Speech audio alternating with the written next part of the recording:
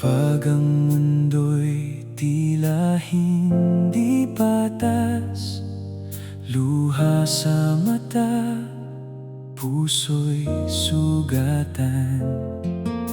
Mga tanong na walang kasagutan, ngunit may Diyos na laging nakamasid.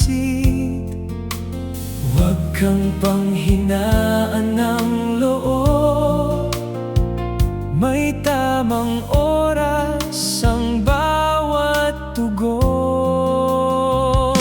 Kapag pakiramdam mo'y hindi patas ang mundo, ipaalala mo sa sarili mo, may Diyos na totoo. Si Lord ang tunay na hustisya, walang lihim na hindi niya nakikita. Sa Kanya ang huling salita, katotohanan ng laging mananaig.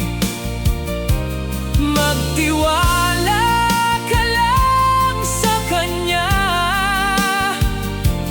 darating din ang hustisyang hinahangad.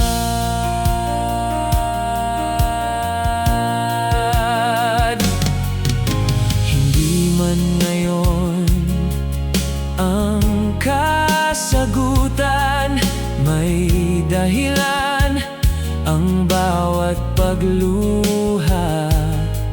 Sa gitna ng unos at pagsubok, ang pag-asa'y hindi mawawala. Hayaan mong Diyos ang lumaban, bitawan ang galit sa puso't isipan. Pag-ibig at pananampalataya ang sandatang hindi matatalo. Kapag pakiramdam mo'y hindi patas ang mundo, ipagkatiwala mo ang lahat sa Panginoon. Si Lord ang tunay na hustisya, pagmamahal niya'y walang kapantay. Sa tamang panahon makikita mo, lahat ng sakit ay may kapalit na biyaya. Si Lord ang tunay na hustisya, kaya magtiwala ka hanggang wakas.